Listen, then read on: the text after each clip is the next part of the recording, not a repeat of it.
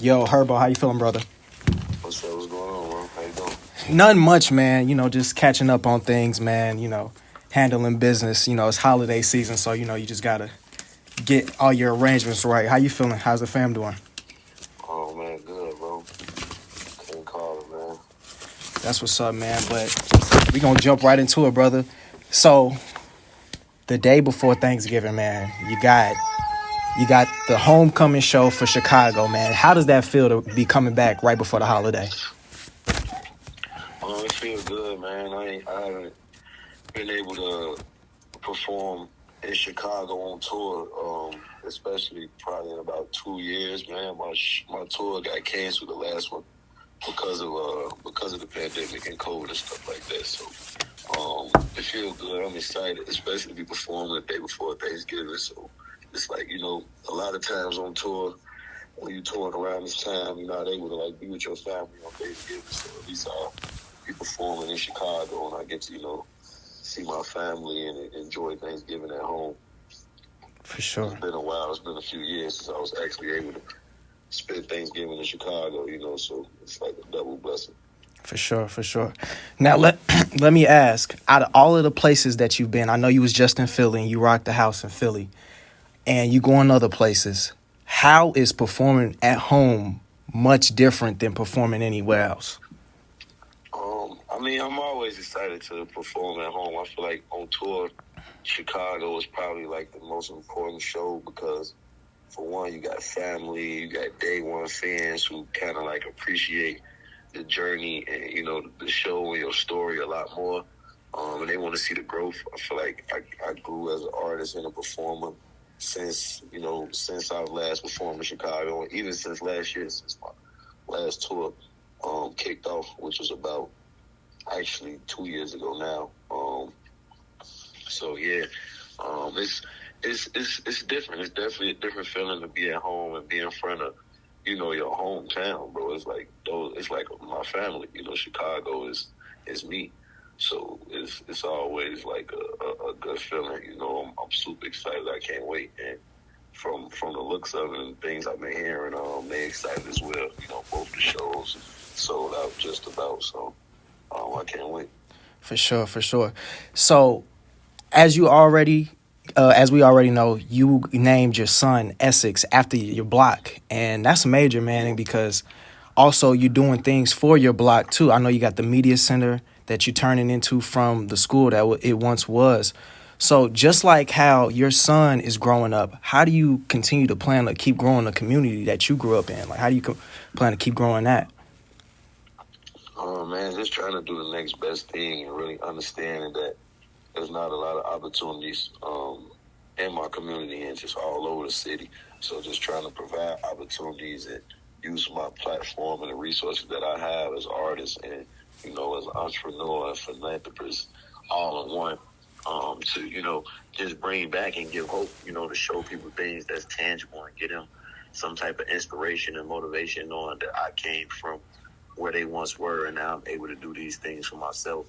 And just lead by example it's like it's not a overnight thing. It's definitely a process, and it's one step at a time. I can't really change everything tremendously overnight, but I could at least show that I'm trying to do something. What I'm saying, for my community and set example for my children and for the youth. So it's important, man. It's just important. I always say it's just important as music to me to be able to bring change to my city because I love being home. As we all know, Chicago is not the safest place to be, but it's where I feel comfortable. It's where I feel in a sense, is why I feel the most love. So, it's important for me to try to shed light on my city as much as I can. For sure, man. And let's talk about the album too. You named the album 25. And correct me if I'm wrong, that's 25, turning 25, that being a milestone in the city, correct? Yeah, absolutely, man. Just, I don't know, being in the streets and coming from where I come from, my neighborhood, a lot of my friends weren't really able to see 18 and 21, let alone 25. And just on top of that, me being 25 and growing to the man that I am today. You know, I didn't really, to be honest, I didn't see this far. I didn't really see, you know, my mindset changing in the way I think and, you know, the way I behave and react to certain situations. That's just maturity and growth, you know. So looking back on when I was 15, 16, when I first started rapping, I just know it took so much to get here. You know, it took a lot of sacrifice, a lot of patience, dedication, you know, preparation, all those things, and one that you don't learn in my neighborhood, in the city. You know, you have to really take the time and try to remove yourself from a lot of situations and make a lot of critical, life-changing decisions that we aren't taught. You know, I was just blessed to have that within myself. So for me to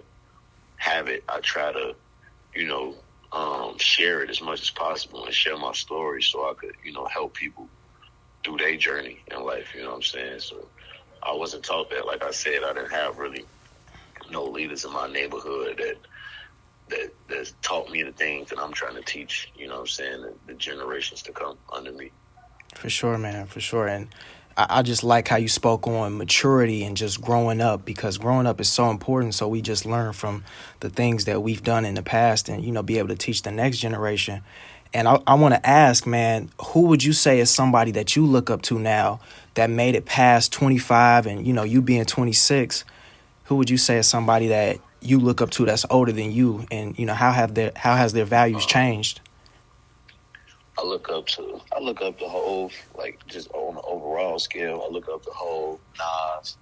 I looked up to Nip. You know, people like that who really, you know what I'm saying, took their circumstances and turn, you know what I'm saying, they pain and their struggles and the strength and try to, like, teach knowledge, teach generational wealth and stuff like that. You know what I'm saying? And just and preaching how, you know what I'm saying, you get out of this life what you put in. You know what I'm saying? When you work hard, you get results, and, you know what I'm saying, shit like that. So those really the kind of people that I look up to.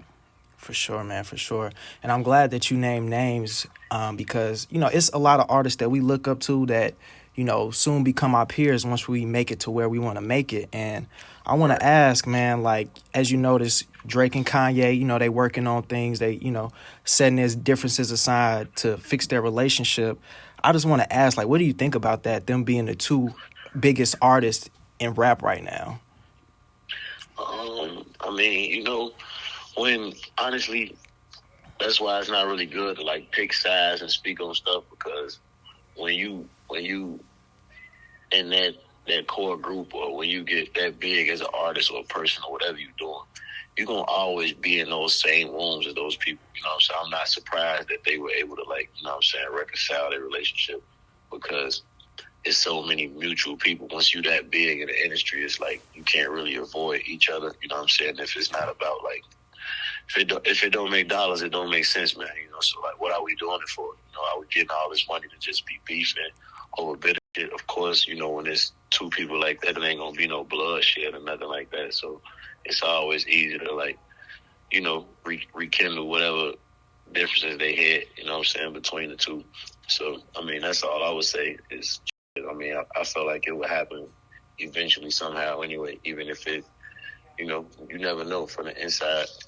You know, from the outside looking in, it looked like it was something serious, but people who actually knew it was just a conversation, which they had, and now it's all good. You know what I'm saying? So, I mean, that's how I look at life anyway. I feel like a lot of this shit is like smoke and mirrors. You know what I'm saying? You don't really think that it could really be differences, because, you know, those people, they billionaires then. You know what I'm saying? So it's like, what is it to really beef about? You know, it's a conversation. For sure, man, for sure. And you said something about communication. How important do you think communication is when it comes to settling your differences amongst, you know, you and another brother?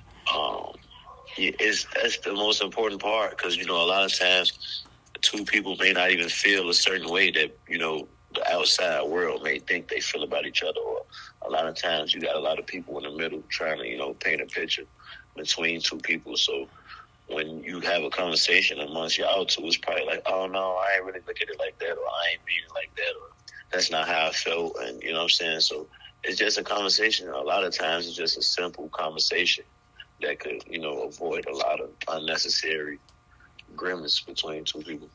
For sure, man, for sure. So, with those two things in mind, you got communication and you got maturity.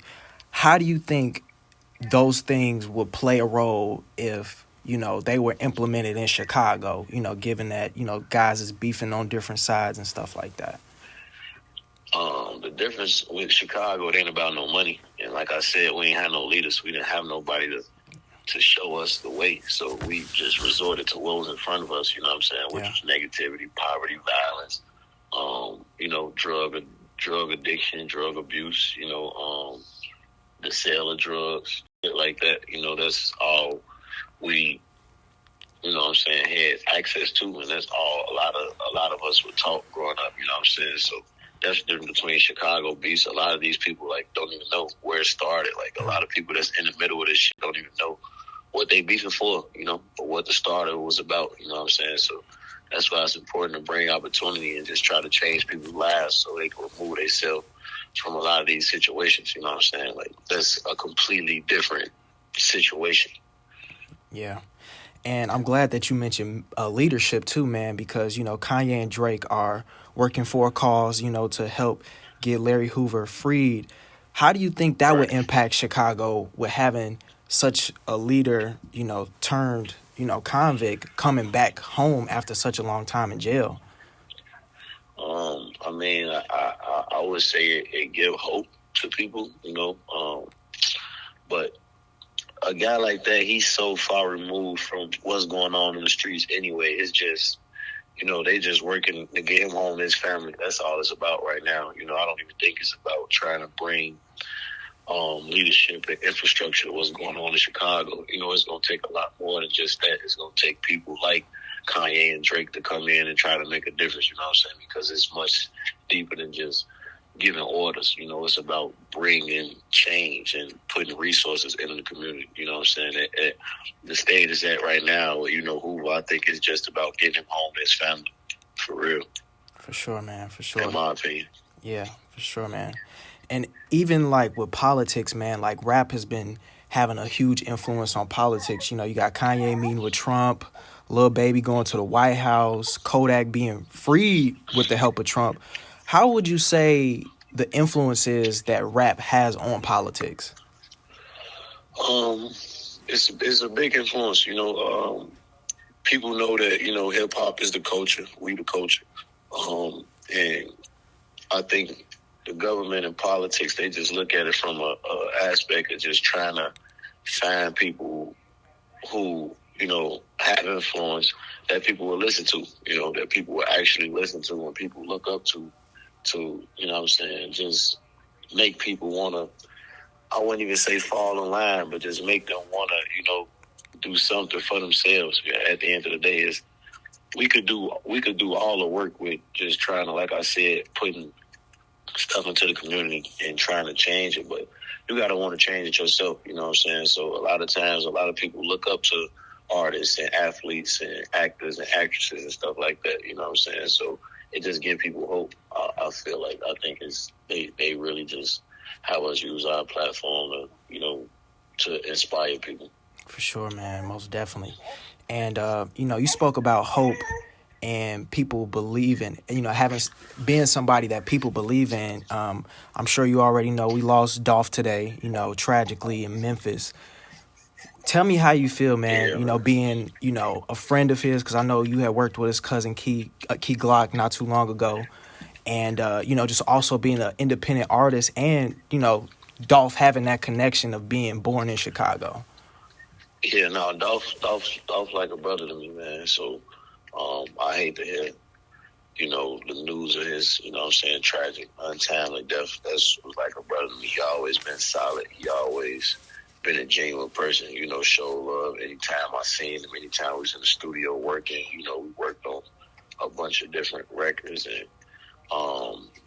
it's more so about just, trying to come together, man. The streets ain't really brought nothing to us or our family but trauma, pain, and, what I'm saying, sorrow and shit like that. So I could understand from a different aspect, not just being an artist, but somebody who loved going back to my hometown. What I'm saying? That could be anybody, could be any artist, could be any of us. I felt so close to it. I feel like it could have been myself. Mm-hmm. So just to hear news like that is never nothing I want to hear. It's never a good thing. I really don't even, know how to feel about it all the way yet because it's so new. I can't even really process my thoughts, man. But, just try to send, prayers and love to his family and his kids, man. But that was like, always was a solid dude. Like, I was just literally probably just when I think about shit, I think about like artists from my perspective and people who always just been genuine and show love since day one. I never not mentioned Dolph when it came to that, you know what I'm saying? So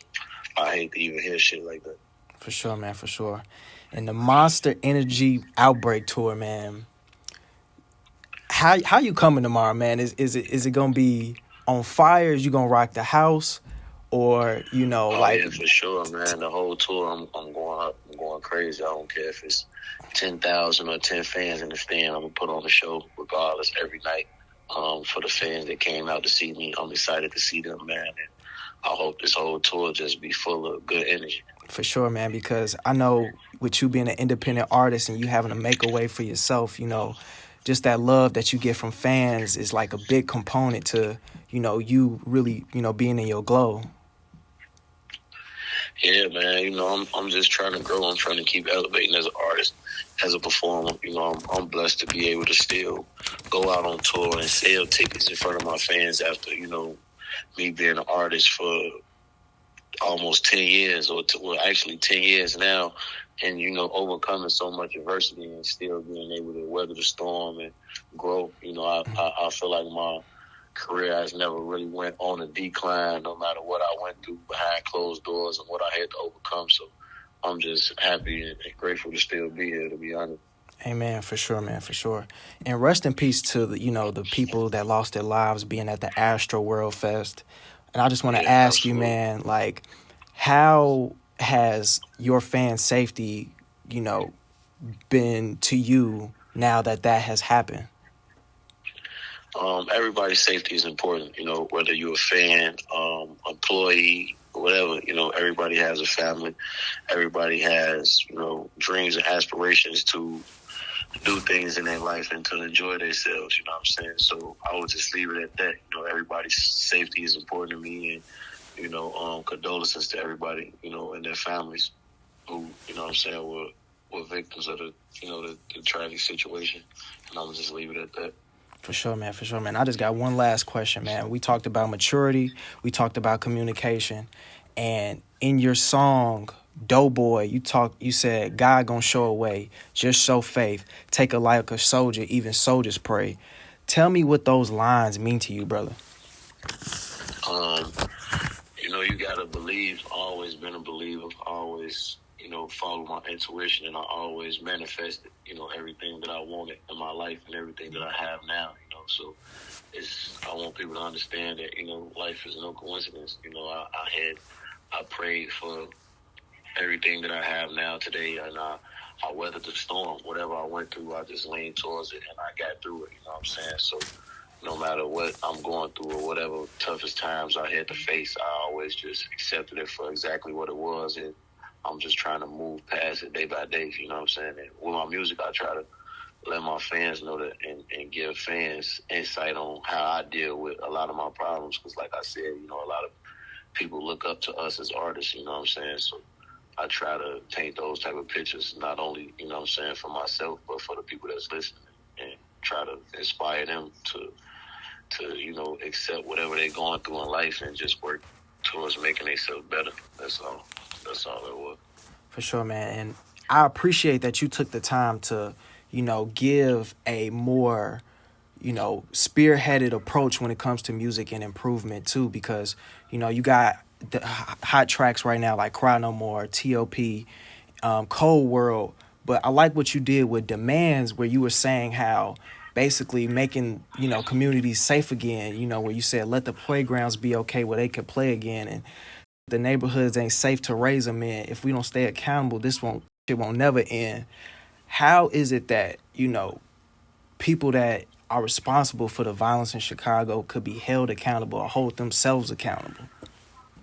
Um, Man, I feel like accountability is just important in any way. You gotta hold yourself accountable no matter what it is, whether you in the midst of it, or you're a parent, anything. You know, accountability is one of the first steps to, you know, bringing change. You know what I'm saying? So, and I speak about that a lot, and we touched on it a little earlier Yeah. when we first started the conversation. It's just trying to bring resource and bring change to where it don't have to be that way. You know what I'm saying? A lot of negativity comes from lack of opportunity. You know what I'm saying? So I feel like that's where it starts. You know, and it's a long battle, but you know it's worth the fight. For sure, man, for sure. Well, G Herbo, I appreciate you, man. You know, thanks for taking the time out to speak with me. Yeah, anytime, man.